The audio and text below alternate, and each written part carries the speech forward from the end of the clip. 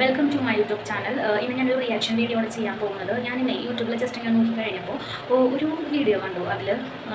അതിൽ പറയുന്നത് ഒരു ഫാമിലി, അതായത് ഹസ്ബൻഡ് ആൻഡ് വൈഫ്, അവരെന്തോ ഹോസ്പിറ്റലിൽ പോയിട്ട് വരികയായിരുന്നു. തിരിച്ച് വരുന്ന സമയത്ത് നമ്മുടെ വഴിയിൽ അവർ വണ്ടി നിർത്തി. കാരണം ഈ കുട്ടിക്ക്, ഈ വൈഫ് ആയിട്ടുള്ള കുട്ടിക്ക് തലവേദന എടുത്തിട്ട് നിർത്തി. നമുക്കറിയാലോ, നമ്മൾ വണ്ടിയിൽ ഒരുപാട് നമുക്ക് വയ്യാണ്ടിരിക്കുമ്പോൾ യാത്ര ചെയ്യുമ്പോൾ നമുക്ക് തലവേദനയൊക്കെ ആണെന്നുണ്ടെങ്കിൽ നമ്മൾ സ്വാഭാവികമായിട്ട് അവിടെ കാറ്റ് കൊണ്ടിട്ടൊക്കെയാണ് പോവുക അല്ലേ. അപ്പോൾ അങ്ങനെ അതുപോലെ അവർ ചെയ്തു.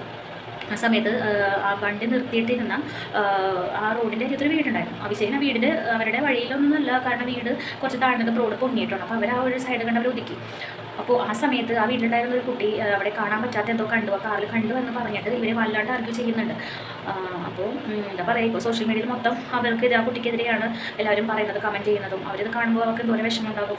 അപ്പോൾ എൻ്റെ അഭിപ്രായത്തിൽ നമ്മൾ ഒരു കാര്യത്തിൽ ഇടപെടുകയെന്നുണ്ടെങ്കിൽ നമ്മൾ എന്താണ് കണ്ടത്, അവിടെ എന്താണ് നടന്നതെന്ന് പറയാനുള്ള ചങ്കൂറ്റുണ്ടാകും. അതല്ലെങ്കിൽ ക്ലാരിറ്റിയോട് കൂടി പറയണം. അങ്ങനെ പറഞ്ഞു കഴിഞ്ഞാൽ നമ്മളെ കൃഷിക്കാൻ വരിക. നമുക്ക് നമ്മുടെ സ്റ്റാൻഡിൽ നമുക്ക് സ്റ്റേനായിട്ട് നിൽക്കാൻ സാധിക്കും. ഇതിൽ ആ കുട്ടി പറയുന്നില്ല എന്താ കണ്ടതെന്ന് പറയുന്നില്ല. ആ കുട്ടിക്ക് അവരുടേതായ ഒരു ഇതുണ്ട്, അങ്ങനെ ഇങ്ങനെയൊക്കെ പറയുന്നുണ്ട്.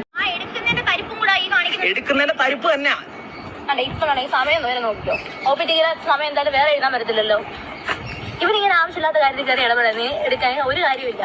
അതെ, പകുതി റോഡിൽ നടക്കുന്നത്, ബാക്കി റോഡ് സൈഡിൽ. അവരുടെ വീട്ടിലോട്ട് ചേർത്തോ അല്ലെങ്കിൽ വഴിയിലോട്ട് കയറ്റിയോ ഒന്നുമല്ല ഇട്ടേക്കുന്നത്. റെസ്റ്റ് എടുക്കണമെന്നുണ്ടെങ്കിൽ വഴി തന്നെ റെസ്റ്റ് എടുക്കണം. തലവേദന എടുത്തോണ്ട് വണ്ടി ഓടിക്കാൻ പറ്റത്തില്ല. വന്ന് ചോദിച്ചില്ല എന്റെ വണ്ടി ഇവിടെ ഇടുന്നത്, മാരിയോട് ചോദിക്കാം, കാര്യം ഞങ്ങൾ പറഞ്ഞേനെ. അതായത് അവർ ചോദിച്ചിട്ടില്ല. അവർ എല്ലാം റൂഡായിട്ട് തന്നെ സംസാരിച്ചത്. ഞങ്ങൾക്ക് ബോധ്യപ്പെടുത്തേണ്ട കാര്യമില്ല. ഓക്കെ, അപ്പോൾ എല്ലാവരും കണ്ടല്ലോ അല്ലേ വീഡിയോ. അപ്പോൾ നമ്മൾ ഇതുപോലെ നമ്മളൊരു കാര്യത്തിൽ ഇടപെടുമ്പോൾ അത് കൃത്യമായ ക്ലാരിറ്റി ഉണ്ടാകുക, എന്താണ് പറയണത്, എന്താണ് ചെയ്യണത്, ഒരു ബോധ്യം ഉണ്ടാകുക. പിന്നെ നമ്മൾ മനുഷ്യന്മാരാണല്ലോ, നമുക്ക് തെറ്റുകൾ സംഭവിക്കാം.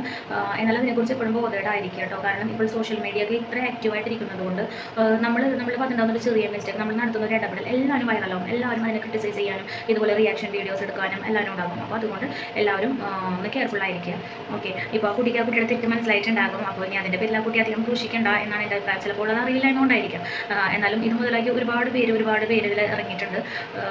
എന്താ ചെയ്യുക, മനുഷ്യന്മാരുടെ ഒരു സ്വഭാവം അതാണല്ലേ.